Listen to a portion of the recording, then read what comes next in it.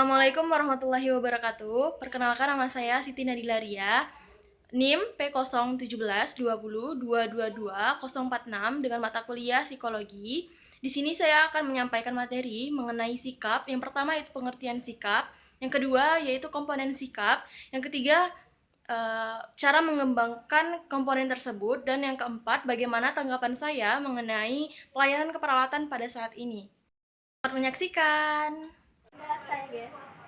Pengertian dari sikap, menurut Sarwono, sikap merupakan perasaan, keyakinan, dan kecenderungan perilaku yang relatif menetap. Sikap dapat didefinisikan kesiapan pada seseorang untuk bertindak secara tertentu terhadap hal-hal tertentu. Sikap ini dapat bersifat positif dan dapat pula bersifat negatif.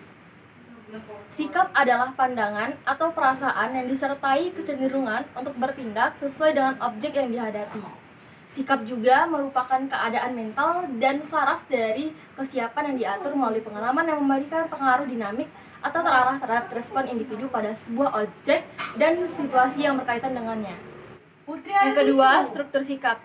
Sikap memiliki 3 komponen struktur yang paling menunjang, yaitu yang pertama, komponen kognitif. Komponen kognitif berisi kepercayaan seseorang mengenai apa yang berlaku atau apa yang benar bagi objek sikap.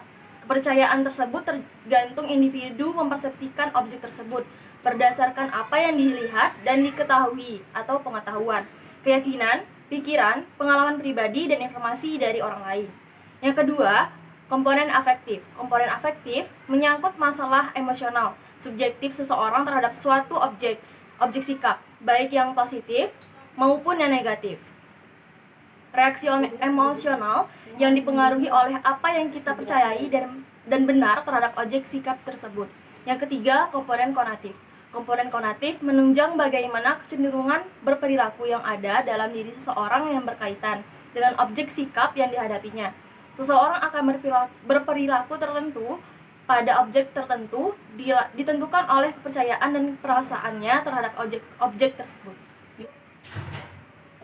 Selanjutnya, cara meningkatkan komponen sikap tersebut, yaitu yang pertama, komponen kognitif. Contohnya, jika Anda mempertimbangkan sikap Anda terhadap suatu objek seperti air purifier dengan melihat fakta-fakta mengenai objek tersebut, sikap Anda terhadap air purifier dapat terbentuk dari keyakinan Anda tentang manfaat objek dari merek tertentu, seperti seberapa baik merek tersebut dalam menyedot kotoran, berapa biaya yang dibutuhkan untuk membeli air purifier tersebut. Yang kedua, komponen afektif. Salah satu contoh dari komponen afektif, jika Anda menyukai suatu tas dengan alasan sederhana karena Anda menyukai tas tersebut terlepas dari fungsi utama tas tersebut, berdasarkan contoh ini menunjukkan bahwa sikap Anda dapat terbentuk dari condong dari perasaan yang Anda rasakan terhadap tas tersebut dibandingkan fakta objektif yang ada mengenai tas tersebut. Yang ketiga, komponen konatif. Contohnya, jika Anda bertanya ke teman Anda tentang seberapa suka dirinya berolahraga, dan jika dia menjawab bahwa dia menganggap suka berolahraga karena sepertinya dia selalu pergi berlari atau pergi ke gym untuk berolahraga, dapat dikatakan dia memiliki hal tersebut. Hal itu karena dia bersikap lebih condong didasarkan pada observasi akan perilakunya daripada kognisi perasaannya dari berolahraga. Lalu selanjutnya, bagaimana pendapat saya mengenai pelayanan keperawatan pada saat ini?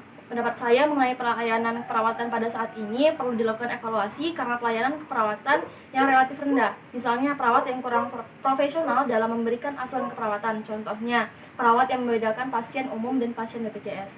Sekian video dari saya. Apabila ada salah kata, saya mohon maaf. Pada Allah saya mohon ampun. Saya akhiri. Wassalamualaikum warahmatullahi wabarakatuh.